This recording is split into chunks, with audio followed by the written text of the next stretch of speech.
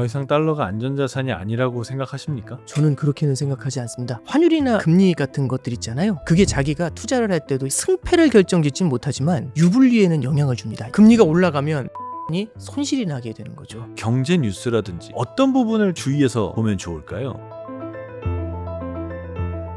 안녕하세요, 한석준입니다. 우리 삶에 진짜 필요한 실전 지식을 전하는 순간이죠. 오늘은 거시경제 전문가 신한 프리미어 패스파인더의 오건영 단장님 모셨습니다. 어서 오십시오. 네, 안녕하세요.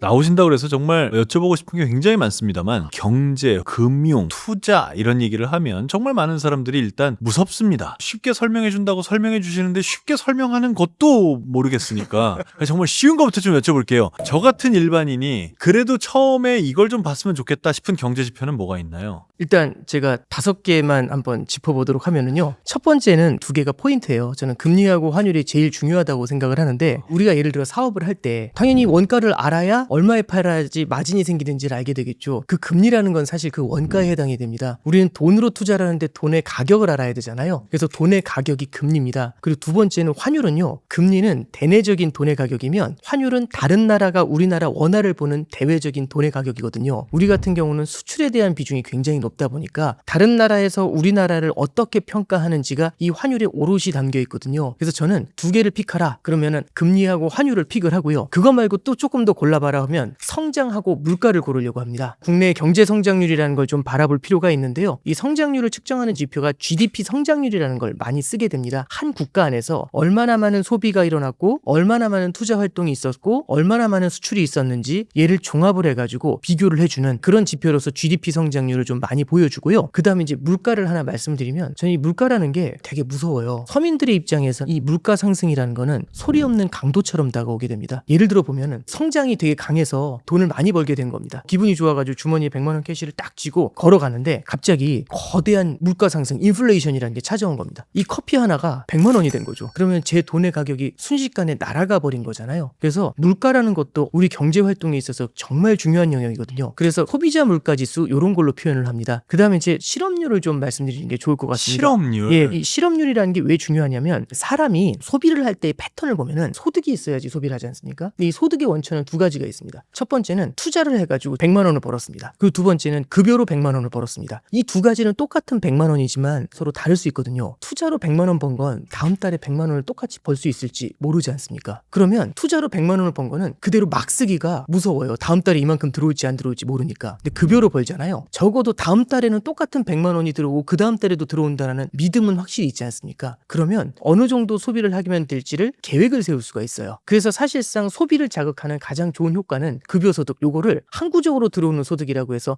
항상소득이라고 얘기를 합니다. 이 항상소득이 늘어날 때 사람들의 소비가 일어나고요. 이 소비가 일어나야 경제가 돌아가거든요. 그래서 이 항상소득을 만들어내는 일자리, 이거하고 연결되는 지표로 실업률이 있습니다. 자, 지금 이제 보시는 우리 구독자 여러분들께서는 내가 뭘 저런 것까지 알아야 되나? 라는 생각이 들 수 있습니다. 이게 투자할 때 무슨 도움이 될까? 저희도 그런 생각할 때가 있는데 그냥 한 가지 이렇게 말씀드려보고 싶습니다. 환율이나 금리 같은 것들 있잖아요. 승패를 결정짓진 못하지만 유불리에는 영향을 줍니다. 예를 들어 보면은 산업 중에는 금리가 높을 때 유리한 산업이 있고 금리가 낮을 때 유리한 사업이 있겠죠. 그리고 환율이 높을 때 유리한 산업이 있고 낮을 때 유리한 산업이 있겠죠. 환율이 높을 때 유리한 주식이 있다고 가정을 해보면 고환율을 유지할 것 같다라고 할 때 유리한 여건을 받고 투자할 수 있는 환경은 조성이 될 수가 있겠죠. 그 이제 첫 번째로 얘기하신 게 환율과 금리였는데 금리 부분을 좀 더 얘기를 하자면 저희 일반인 입장에서는 그냥 대출 금리하고 예금 금리 2가지밖에 잘 생각을 안 하거든요. 그 금리를 통해서 경제가 돌아가는 방식을 이해한다라는 건 무슨 뜻인가요? 금리는 돈의 가격이라고 했잖아요. 제일 중요한 건 가격이라는 단어에 포커스를 맞춰야 된다고 봅니다. 돈의 가격이다. 네. 가격이라는 건 수요하고 공급으로 결정이 되죠. 그러니까 마찬가지로 금리도 돈의 수요하고 공급으로 결정이 됩니다. 그러니까 예를 들어 보면은 우리나라가 8, 90년대에는 고속 성장을 했었어요. 고성장 시대는 어떻게 됐냐면은 공장만 지어도 워낙에 성장이 강하게 일어나니까 수익이 많이 나요. 사업을 하면은. 이럴 때는 돈을 빌려가지고 공장 지으면 돈을 벌 수 있는 시대지 않습니까? 그래서 이제 은행을 가는데 은행 앞에 사람들이 많은 겁니다. 이 사람들이 전부 다 공장 지으려고 돈 빌리러 온 사람들이에요. 그러면 은행에서는 제한된 돈을 빌려주는데 돈을 빌리려는 수요가 엄청나게 많죠. 그럼 돈값인 금리가 올라가겠죠. 그때를 고성장 고금리 시대라고 그렇게 얘기를 합니다. 저 기억나요. 저 저 중고등학교 때 거의 10%였는데. 그렇죠. 금리가 굉장히 높았었죠. 그런데 이제 문제는 우리나라가 외환위기라는 걸 겪게 되죠. 사실 이 외환위기라는 게요. 돈을 빌려가지고 설비 투자 많이 해가지고 투자했다가 사업이 안 되니까 빚 문제 때문에 선열이 낭자한 것처럼 무너졌던 겁니다. 살아남은 기업들 입장에서는 잘 나가던 기업들이 한순간에 소거가 됐지 않습니까? 굉장히 무섭잖아요. 그러면 그다음부터는 빚내서 투자할 생각을 못하게 됩니다. 은행들은 돈을 빌려주고 싶지만은 돈을 빌려서 투자하는 사람들이 없지 않습니까? 돈의 공급은 많은데 수요가 없죠. 그럼 돈값인 금리가 내려가게 되죠. 그래서 2000년대 이후로 저성장 저금리 시대다 이렇게 얘기를 합니다. 지금까지 말씀드린 거는 긴 흐름 속에서 나타나는 저금리하고 고금리를 말씀드렸는데 중간중간 이벤트가 있습니다. 금융위기 같은 게 일어나요. 기업들 사이에서든지 은행들 사이에서도 서로가 서로를 믿기 때문에 돈을 막 돌리고 있거든요. 근데 미국의 리먼 브러더스라는 큰 금융기관이 파산을 했어요. 진짜 믿었었거든요. 이 정도 은행은 파산하지 않는다라는. 근데 이 은행이 팍 파산했지 않습니까? 그럼 그때부터는요. 사람들이 누가 어떻게 죽을지 알 수가 없는 거죠. 그럼 서로가 서로를 믿지 못합니다. 돈의 공급이 순식간에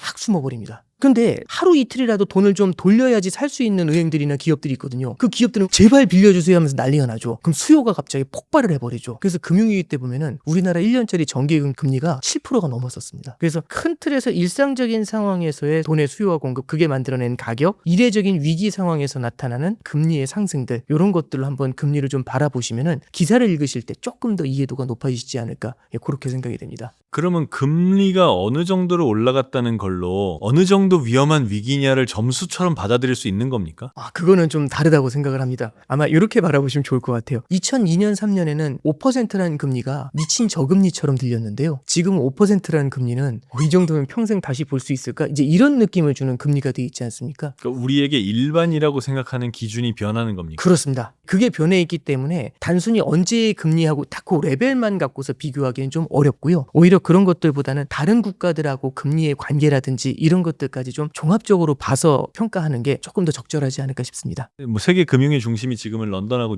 뉴욕이니까 그쪽 나라들의 금리와 상대적으로 비교를 할 수밖에 없잖아요. 이제 우리 금리가 그쪽보다 낮으면 우리 외환 자금이 다 빠져나갈 거 맞습니다. 아닙니까? 그것 때문에 금리를 좀 내리고 싶어도 못 내리고 그런 게 좀 있지 않나요? 당연히 있습니다. 근데 이제 하나만 말씀을 드리면 과거하고 좀 다른 건 금리가 역전됐다고 해서 돈이 다 빠져나가거나 그러지는 않습니다. 여러 가지 요소를 같이 봐야 되는데 대표적인 케이스 중 하나는 이런 게 있습니다. 해외에 있는 자금들이 투자를 할 때요. 여러 국가에 분산 투자를 하거든요. 근데 그 국가에 분산 투자를 할 때 한국에도 일정 수준의 포션을 줍니다. 그거는 한국이 금리가 조금 낮아졌다고 해서 빼는 게 아니라 이 정도의 포션은 가져갑니다라고 해가지고 딱 투자해 놓은 자금이 있는 게 1번이고요. 그 두 번째는 외국인이 들어와서 우리나라에 공장이라든지 사무실 같은 걸 만들지 않습니까? 주식이나 채권을 사서 들어온 사람들은 그냥 다음날 빠져나가면 되는데 사무실은 떼어서 나갈 수가 없습니다. 공장을 드러낼 수는 없지 않습니까? 하루 만에. 그래서 이런 형태의 자금들의 투자들도 있기 때문에 바로 빠져나가기 쉽지 않다라는 게 두 번째고요. 그 다음에 이제 세 번째 하나 더 말씀을 드릴 수 있는 거는 우리나라가 과거와 달리 변동환율제를 쓰고 있습니다. 한 5년 전만 해도요. 우리나라가 미국보다 금리가 한 2% 높았습니다. 그러면 미국 사람들 입장에서는 미국 금리가 낮고 우리나라 금리가 높으니까 우리나라에 들어오는 거죠. 2% 금리를 더 먹으려고 딱 들어와가지고 이제 투자를 하려면 달러를 팔고 원화를 사서 높은 금리 예금에다 박아야 되지 않습니까? 돈을. 그런데 이제 문제가 그때 환율이 얼마였냐면 1달러에 1,100원 정도였습니다. 근데 이제 5년이 지났는데 이 금리가 뒤집어졌죠. 그래서 미국이 이자를 더 주는 거예요. 그럼 나가야겠다. 그러면 예금을 깨고 원화를 팔고 달러를 사서 나가야 되는데 지금 1,370원 달러입니다. 나는 달러를 1,100원에 팔고 들어왔는데 이걸 1,360원에 사서 나가야 되잖아요. 해외에서 2% 더 준다고 그 15% 손실을 확정하면서 나갈 수 있느냐? 이거 쉽지 않거든요. 외국인들이 물리는 겁니다.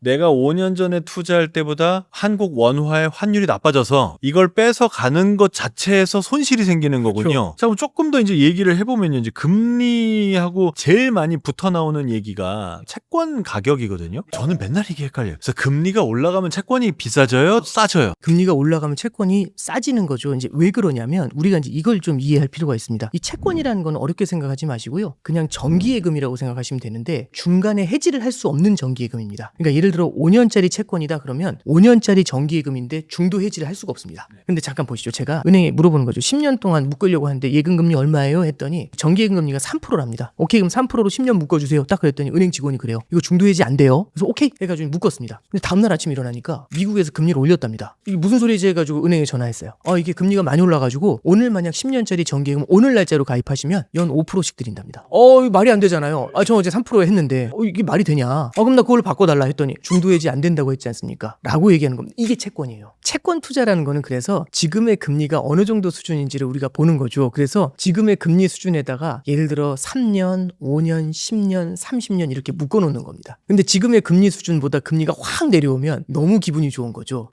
그죠. 난 3% 받기로 했는데 내일부터 1%라 그러면 기분 좋죠. 제가 예를 들어 아나운서님이 이제 3%에 가입하셨는데 오늘 갔더니 1%밖에 안 된대요. 그럼 제가 아나운서님한테 전화해가지고 그 채권 좀 넘기시면 안 되냐 이렇게 물어보면 그냥 안 넘기시죠. 프리미엄을 받으셔야죠. 10년짜리 예금이잖아요. 연 2%씩 더 받는 거지 않습니까? 그럼 2 곱하기 10, 20% 더 줘. 이렇게 피를 20% 받고 그 채권을 넘기시는 겁니다. 그래서 금리가 내려가면 피를 받으니까 가격이 오르는 거고요. 금리가 올라가면 내 3%짜리 채권보다 예쁜 채권이 널려 있잖아요. 아무도 안 살려고 하니까 마이너스 피 받고 넘겨야 되지 않습니까? 그러면 금리가 올라가면은 제 채권이 손실이 나게 되는 거죠.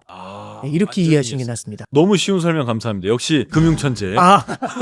그런 말씀은 아니고요. 그래서 채권 금리는 지금 우리나라나 미국이나 뭐 어떻게 돼 있나요? 우리나라 10년짜리 국채 금리가 2.7, 2.8 정도 나와 있고요. 미국 같은 경우는 지금 4.5 정도 나옵니다. 그러니까 우리보다 1.8% 정도 미국 금리가 조금 더 높은 편이에요. 누가 한국 국채 사요?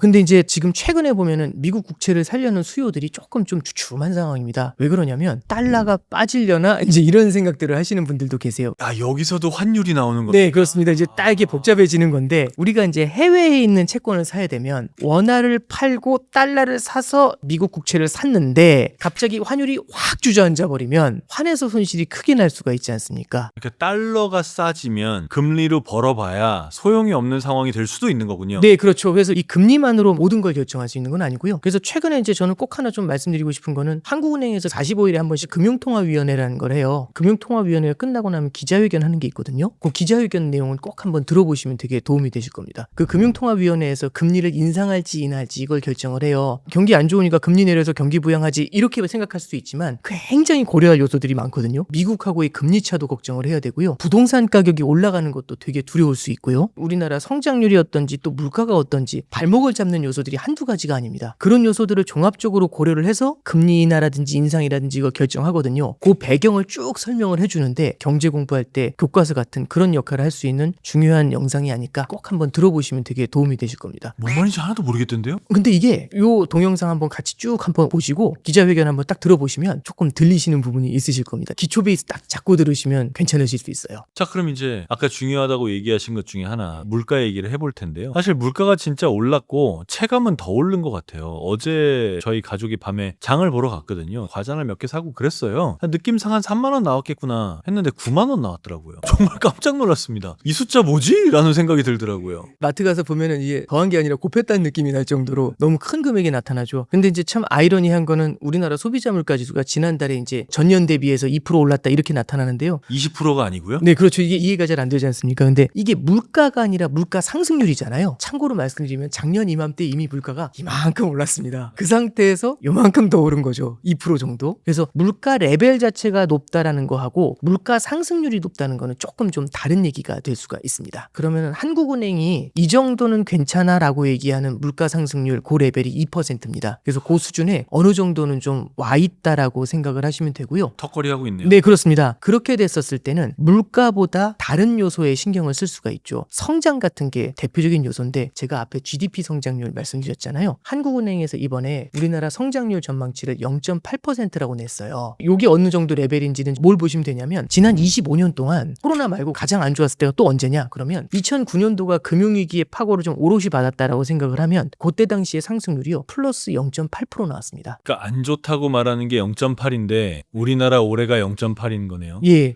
근데 참 이게 독특한 게 그때하고 조금 다른 건 지금 우리나라 경기 안 좋다는 얘기는 되게 많이 하지만 그렇다고 지금이 코로나 때 같은 위기 국면이나 금융위기 같은 느낌하고는 조금 다르잖아요. 그런 게 없는데 무슨 얘기지 이제 이렇게 되는 거잖아요. 우리나라 경제가 그래서 계속해서 좀 힘을 잃는 거 아니냐 이런 얘기들이 나오고 있습니다. 그러면 이런 걸 보면은 금리를 인하해서 경기 부양을 해줘야 되거든요. 근데 만약 물가가 높으면 금리를 인하하기가 되게 어렵습니다. 물가가 더 올라가겠군요. 그렇죠. 예금 금리가 5%입니다. 이거 해야지라고 생각하는데 물가가 10% 올라요. 그럼 누가 이 예금을 하겠습니까? 전부 다 현물에 대한 매점 매석으로 가거든요. 그럼 너도 나도 예금 다 빼서 물건 사면 물건 가격이 더 뛰어오르겠죠. 그럼 이걸 막아줘야 됩니다. 현물에 대한 매점 매석으로 돈이 몰리는 거 막으려면 물가가 10% 오르면 적어도 금리를 11% 이렇게 해놔야 사람들이 물건을 살려 안 달려가고 돈이 여기에 확 몰리면서 물건 가격을 제어할 수가 있겠죠. 그래서 물가가 높은 상태에서는 금리를 낮추기가 쉽지가 않습니다. 근데 말씀드렸던 것처럼 소비자 물가지수가 그나마 2% 수준으로 안정이 되니까 한국은행에서도 경기라는 걸 바라보면서 금리 인하에 나설 수 있었던 거고, 그래서 현재 우리나라 기준금리가 연초에 3%였던 게 지금 2.5%까지 내려왔다. 이렇게 볼 수가 있습니다. 나 오늘 너무 충격적인 건 금리 낮추는 게 경제 회복의 절대적인 요인도 아니네요. 그러니까 저같이 잘 모르는 사람들은 무슨 생각을 했냐면 이자율을 좀 떨어뜨리면 경제가 좀 살아나지 않을까. 근데 오늘 지금 단장님하고 얘기한 걸로 봐서는 이자율을 낮춘다고 해서 꼭 경제가 살아난다고 담보할 수도 없네요. 굉장히 복잡한 질문이신데요. 이제 이런 거죠. 금리를 낮추면 기본적으로 이자 부담을 낮추는 거지 않습니까? 이자 부담이 낮아진 만큼 사람들이 소비를 늘려서 그게 경기를 갖다 끌어올리는데 영향을 줍니다. 그건 팩트인데요. 이게 또 부작용이라는 게 존재하죠. 예를 들어 부동산 시장이 불안할 때 부동산 가격이 오를 거라는 심리가 되게 강한 상태에서 금리를 인하하잖아요. 그럼 부동산 가격이 생각보다 더 크게 오를 수가 있습니다. 금리를 낮춰서 경기 부양을 하려고 했는데 그 낮아진 금리가 주거비를 끌어올리게 되면 주거비 낮춰서 아낀 이자가 전부 다 주거비로 썬크가 돼버리지 않습니까? 그럼 금리 인하의 효과가 희석이 돼버리는 문제가 생기죠. 돈이 시장에 돌아서 사람들이 여유 있게 써야 되는데 그렇게 풀린 돈이 집값 올라가는 대로 다 들어가 버리면 그렇죠. 월세도 올라가고 뭐 이러니까 소용이 없어지죠. 그리고 집을 살려면 보다 많은 대출 많이 내야 되지 않습니까? 집값이 올라가면. 그럼 거기에 아무리 금리가 낮아도 이자 부담이 더 커질 수밖에 없죠. 그래서 저는 좀 이런 느낌을 되게 많이 받아요. 한국은행 입장에서 이제 앞에 타자가 있습니다. 한국은행이 투수거든요. 공을 던져야 되는데 1루에 한 명이 주자 있는데 이 주자가 되게 도루를 잘해요. 그럼 이제 공을 던질 때 얼마나 신경 쓰이겠습니까? 견제구밖에 못 던지잖아요. 그러니까 한국은행이 1루, 2루에 가계부채와 부동산하고 미국 금리라는 엄청나게 빠른 주자들을 딱 깔아놓고 앞에 굉장히 어려운 타자하고 싸우고 있는 겁니다. 한국은행이 굉장히 힘든 일을 하고 있군요. 예, 저도 그렇게 생각을 합니다. 지금 현재 달러가 약해졌다는 얘기를 많이 하지 않습니까? 이렇게까지 달러 가치가 떨어진 가장 큰 원인은 뭔가요? 저는 이제 세 가지 정도라고 보고 있는데요. 첫 번째는 올해 초에 나왔던 단어가요. 미국 예외주의라는 단어가 나왔습니다. 미국은 이제 예외적으로 강하다. 그러니까 전 세계 어떤 나라보다도 진짜 얘는 예외적이다. 원탑이다. 이런 생각이 이제 미국 예외주의를 대변하는 건데, 미국이 그렇지 않아도 강한 상태에서 트럼프가 들어와서 전 세계의 불을 미국으로 끌어당기겠다고 얘기하는 거거든요. 그럼 미국 경제는 계속 좋아지는데 다른 나라는 안 좋을 거지 않습니까? 그럼 투자자들 입장에서는 그럼 미국만 좋겠네 하면서 어마어마한 돈이 몰려갔을 거잖아요. 아무래도 내 나라 통화를 팔고 달러를 사서 미국에 투자를 할 수밖에 없지 않습니까? 그럼 달러에 대한 과수요가 생겨날 수가 있죠. 그래서 강달러가 예외주의라는 버프를 받으면서 더 세진 면이 분명히 있었겠죠. 근데 지금은 예외주의라는 말이 나오는 게 아니고 미국 신뢰의 위기라는 말로 불과 딱 4개월 만에 바뀌었잖아요. 그러면 예외는 아닌가? 그러면 예외가 아닌가라고 하는 것만큼 돌리는 부분이 있겠죠. 그래서 미국 예외주의의 쇠퇴, 그 쇠퇴 앞에 급격한이라는 단어를 붙이면은 최근에 환율이 내려온 이유 1번을 좀 볼 수가 있고요. 두 번째는 지난 3, 4년간 달러가 계속 강했거든요. 각 국에서도 수출업체들이라든지 아니면 금융기관들이 있지 않습니까? 달러가 계속 강할 것 같으면 달러를 쥐고 있고 싶겠죠. 그래서 달러를 잔뜩 갖고 있는 거예요. 근데 보니까 갑자기 달러가 확 무너지는 겁니다. 그러면 이게 다 놀래가지고 한꺼번에 확 쏟아낼 때가 생기죠. 달러가 하락을 하는데 한꺼번에 확 쏟아지니까 매도세가 한꺼번에 집중이 되는 경향들이 있습니다. 지난 5월 달에도 보면 우리나라에서도 한 두세 차례 정도 환율이 급전직하하는 상황들이 몇 번 나타났거든요. 이게 우리나라뿐만 아니라 중국이나 일본이나 대만이나 이런 데서도 비슷하게 나타났는데, 그게 이제 달러가 계속 강할 거다라는 그 관성이 뒤집어질 때 나타난 현상, 요걸로 좀 두 번째는 볼 수 있고요. 세 번째는 미국에 대한 신뢰 문제인 거죠. 요번에 이제 트럼프 행정부에서 185개국에 대해서 관세를 부과했잖아요. 이 평판이라는 거에 스크래치가 가게 되면은요, 달러에 대한 투자에 대한 믿음이 줄어드는 경우가 있습니다. 그러면 각국 중앙은행들이 달러를 사서 미국 국채에 많이 사거든요. 그게 단순히 이자 때문에 사는 거냐? 이자뿐만 아니라 여러 가지 다른 요소들을 고려를 해서 살려는 수요들이 있었던 건데, 그런 수요들의 믿음을 한번 흔들어 준 거잖아요. 이런 것들이 트럼프라는 사람이 들어오면서 나타난 일시적인 어떤 평판에 대한 스크래치, 그런 것들이 지금의 달러 하락을 갖다가 좀 설명하는 거 아니겠는가, 그런 생각을 좀 해보고 있습니다. 저는 그래도 달러가 좀 안전하다고 보는 편인데, 왜냐하면 처음 관세 얘기를 했을 때는 세상이 다 충격을 받은 것 같았거든요. 근데 이게 결국은 못할 거다라고 생각하는 게 더 지배적인 생각이지 않나 싶어요. 경제 논리대로 돌아갈 거라면 그냥 안정적인 상태로 회귀할 거 아니냐, 이렇게 보는 시각이 좀 더 많은 것 같아요. 말씀해 주신 게 시장에서 하는 기대거든요. 시장 참여자들이. 근데 이제 한 가지 불안한 건 이 트럼프라는 분이 럭비공 같아서 사실 어떻게 튀어오를지 알 수가 없지 않습니까? 그래서 저도 되게 많이 받는 질문 중에 7월 8일 날 트럼프의 90일 관세 유예가 끝나요. 그때 어떻게 움직일 거냐? 사실 그건 지금 트럼프도 모를 겁니다. 저희도 4월 2일에 대해서만 다시 복기를 해보면 그 전주부터 시작해서 무슨 얘기가 있었냐면 15개 국가에 대해서만 10% 수준에 부과하지 않을까? 뭐 이런 생각들을 좀 많이 하고 있었어요. 근데 185개국에 10%를 부과하면서 플러스 알파의 상호 관세를 57개국에 따로 부과를 하고, 그 그다음에 산업별 관세로 따로 끼우고 하니까, 그리고 중국한테는 245% 관세 부과한다고 하니 그거 상상한 사람이 제 주변에 아무도 없었습니다. 그러니까 투자하는 사람들이 불확실성을 제일 싫어합니다. 그런 것들이 이제 남아있다라는 게 사실 지금 상황에서 미국이 돈을 빌릴 때는 아무래도 더 높은 이자를 주고 조달해야 되는 그런 이제 어려운 상황을 만드는 거겠죠. 그러면 더 이상 달러가 안전자산이 아니라고 생각하십니까? 저는 그렇게는 생각하지 않습니다. 전 세계적으로요, 돈을 빌릴 때 대부분 다 달러로 빌립니다. 근데 이제 미국에서 만약 문제가 생기죠. 그럼 미국의 은행들이 달러를 갚으라고 합니다. 그럼 저 같은 사람들은 달러로 빌려가지고 이 달러를 팔고 원화를 사서 무언가 우리나라에 공장 짓고 부동산 사고 투자해놨을 텐데 갑자기 저쪽에서 미국이 어려워졌다고 달러 갚으라고 전화 온 거예요. 그럼 깜짝 놀라잖아요. 그럼 어떻게 하냐면 이 달러 빚을 갚아야 되지 않습니까? 받은 원화를 팔고 달러를 사서 갚아야 되겠죠. 근데 문제는 전 세계적으로 이 달러 빚이 많은 겁니다. 그럼 이 사람들이 다 같이 달러를 동시에 사잖아요. 달러 값이 탁 튀어버리죠. 그래서 2008년도 글로벌 금융위기 때는 우리나라 원달러 환율이 1,600원까지 갔습니다. 그리고 코로나 때도 미국의 코로나가 상륙을 하니까 미국 은행들이나 기업들이 달러 캐시 확보하고 싶어 하죠. 그러면은 달러가 다 미국으로 회귀가 되죠. 그래서 궁극의 위기가 찾아오잖아요. 달러 빚을 갚아야 되는 문제가 생깁니다. 그게 달러 값을 하늘로 밀어 올립니다.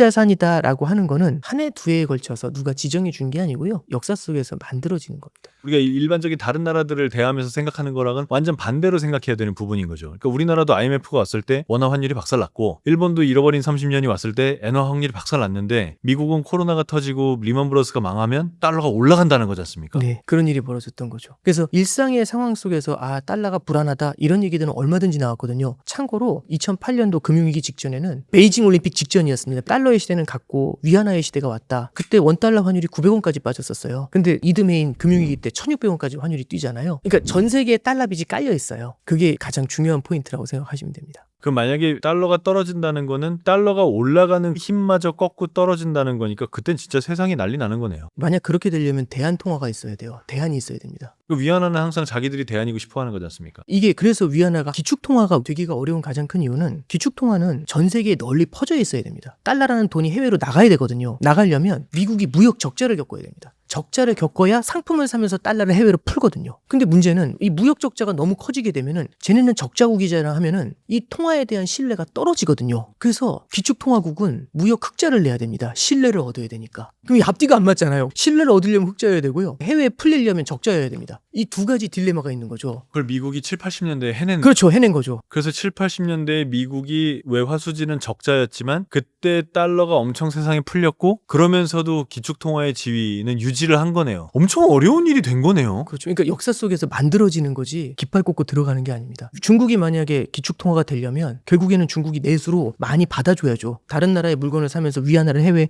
확 풀어야죠. 그래야지 이 통화를 쓸 수 있어야 기축통화죠. 해외에 나와 있는 게 없는데 어떻게 씁니까, 그 통화를. 근데 지금 중국은 오히려 세계의 공장 역할을 하고 있으니까 그 반대로 가고 있는 거네요. 이제 그래서 시진핑이 얘기하는 것 중에 쌍순환이라는 말이 있는데, 그 쌍순환에는 수출로 성장하는 것도 한 축이지만 다른 한 축에는 소비로 성장하는 한 축을 얘기하고 있는데요. 중국이 소비로 성장하려면 아직은 시간이 좀 필요할 것 같아요. 그래서 단기로는 그 대안이 쉽게 보이진 않는 것 같습니다.